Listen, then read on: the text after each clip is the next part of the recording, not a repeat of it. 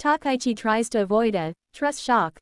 Last month she would water down Japan's fiscal target to allow for multi-year spending on key growth areas.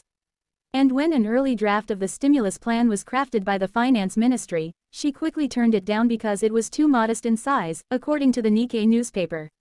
What you have is, I would say, a very loose policy mix overall and basically a monetary boom, said Ian Sampson, a multi-asset portfolio manager at Fidelity International. I'm personally short yen because I think that's the path of least resistance. Extra bond sales will also test an already fragile market, where demand, especially for long-dated paper, has traditionally been uneven from foreign investors and has been drying up for years from domestic banks and insurers.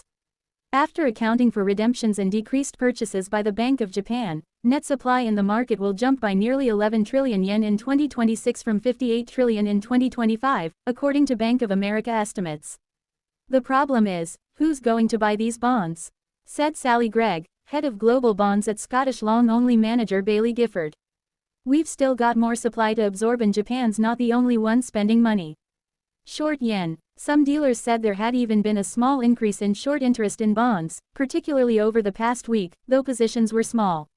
The dynamics in the JGB market are more indicative of a lack of buying interest, rather than outright selling, said Daiki Hayashi, head of Japan market sales and marketing at JP Morgan in Tokyo. Bets against the yen, however, may start to pick up, despite Takaichi's preference for a stronger currency and a recent escalation of intervention warnings, traders say.